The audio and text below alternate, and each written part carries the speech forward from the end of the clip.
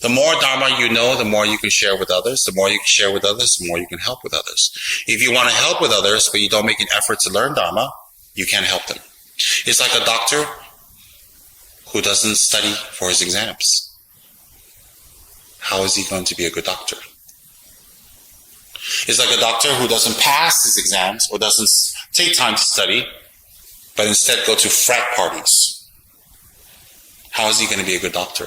So if he says, I want to be a good doctor, I want to be a good doctor, I want to help people, I want to save people's lives, but they don't study, they don't pass exams, they don't learn, they don't make it to classes on time, they make obstacles, they go out with their girlfriend, they go out with their boyfriend, they go and eat, they have parties, they go and get drunk, they go to frat parties, they do this all the time in university, but they say, I want to be a good doctor. Would you believe them? I wouldn't. Unless they're a genius, they can memorize things, you know. So similarly, if you always make obstacles for Dharma, learning Dharma, practicing Dharma, you make it difficult for Dharma, you make it difficult for others to get Dharma, then you saying you want to help others is not genuine. So, for example, a Lama's ladang. That's how the Lama's ladang is based in Tibet. The Lama's ladang is basically a clinic. The Lama is the doctor, the assistants there are nurses, administrators. It's a clinic.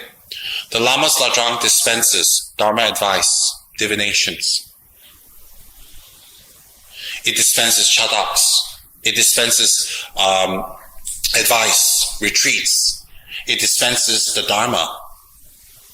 And all these things are dispensed in the form of pendants, Buddha statues, gifts, cards, pictures, messages, and especially the behavior of the ladang. So the behavior of the ladang person is dressed well and clean and always pleasant and very patient, then the dispensation of the clinic will be very, very fruitful. If you go to a clinic and the administrators and the nurses are rude, mean, cutthroat, not nice, you're not going to have confidence in the doctor in the clinic. Those of us who like to argue, who want to win, who always are not transforming and always pushing other people down to win, are the most horrible ladang students, horrible representatives of the clinic. Why? You're just like a mean, rude, frustrated nurse or administrator in the clinic, which doesn't help the patient. Because you see, when the patient goes to the clinic, they're already suffering. They're already in pain. They're going there because they have some illness. They had an accident. They need help. The last thing they need is for you to be rude, mean, careless, not focused, sleepy, bored, not interested, not taking responsibility. That's the last thing they need. So similarly, when a person approaches a Lama's ladang, it's not necessarily a physical house. A ladang can be a block site. A ladang can be a place where they contact the Lamas, an email, whatever, or in person. Then the person themselves must represent the Lama or the clinic well by having knowledge, by being patient, and everything that the Lama needs or the clinic needs to survive and to function is there, not always firefighting. So if the ladang is run well, it is a very potent and powerful clinic. And to wait for one administrator to take responsibility, and I won't take responsibility, I can only work at this hour, I can only work at this time, I can only work at this period, I can't work at this period, I can't work at this hour. That's fine, and that's probably true, but guess what? Then the periods that you refuse to do things at, then that means people have this, they have to vacate their sufferings from a time that is suitable to you. So who can do that? Who can do that? So therefore, a ladang is run in such a way that it's a clinic, a dispensary. And if it's run very well and it's run by people who are extremely responsible and take charge, and people who actually are capable. Capable doesn't mean educated or you know things. It means that you want to learn. And it's run efficiently, and especially with a lot of courtesy and kindness and patience. It will benefit many, many beings. Many, many beings. Why is that? Because everything in a temple organization, a center, arises from the Lama. Everything. So the Lama is well taken care of. Everything in the organization will grow. If it's difficult for the Lama to dispense medicine to others, if it's difficult, then the organization will not grow. Why is that? Because you're firefighting. It's very simple in that way. Okay? So, what is important is if we are sincere to our lamas, our gurus, and we really want to transform, then being pleasant is not difficult, because it pleases our gurus. If we really want to be of service to our teachers, then time doesn't matter. Why doesn't time matter? Because time is something made up by you. Time doesn't matter. If we really want to be helpful to our gurus and we really are devoted, then bottom line is we will transform ourselves to be very pleasant. Why are we going to be pleasant? Because we represent our gurus very well.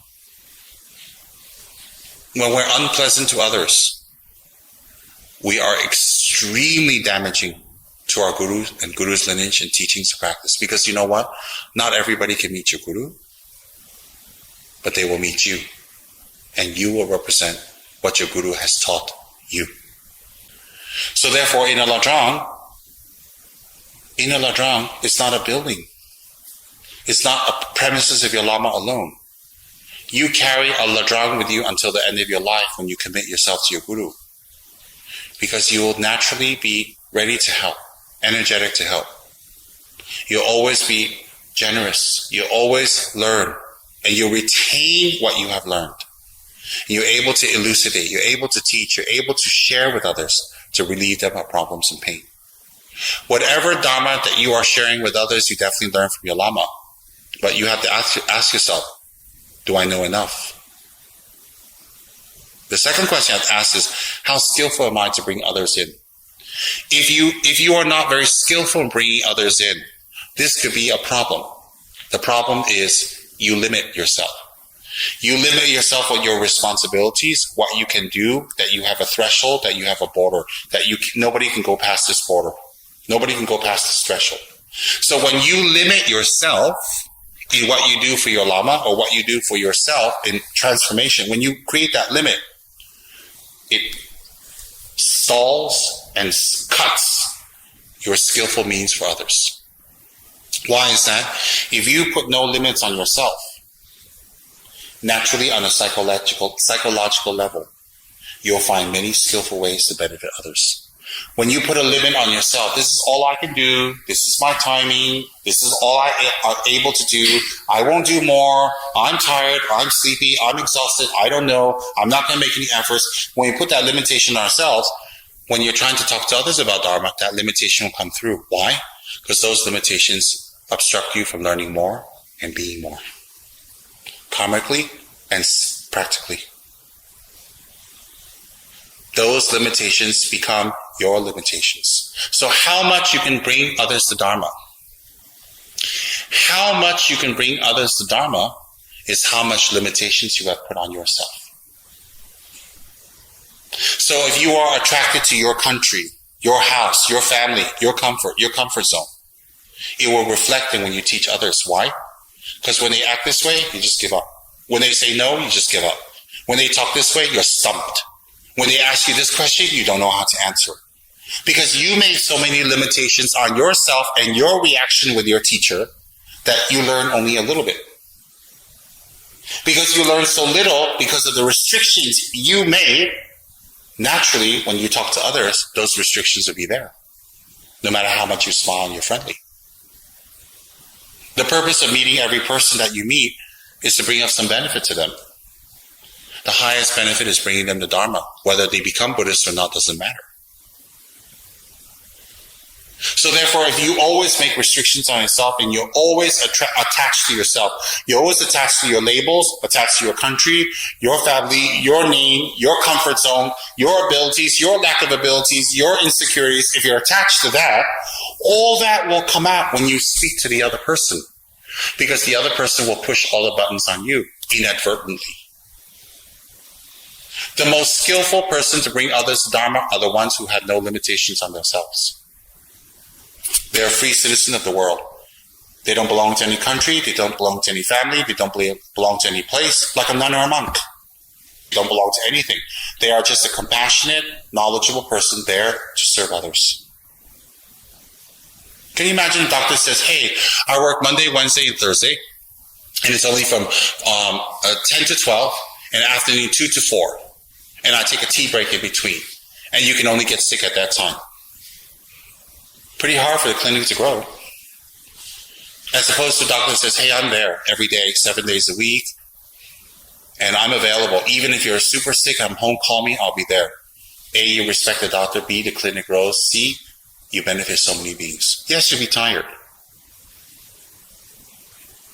So therefore, how much limitations you make in relationship to your transformation is how much you can transform others and you can inspire others. So the more limitations you put on yourself, you can check your backlog. How many people you brought to understand the Buddha's teachings, or even understanding what you're doing. If it's not much, you know that you have many limitations. Because that's very important to understand.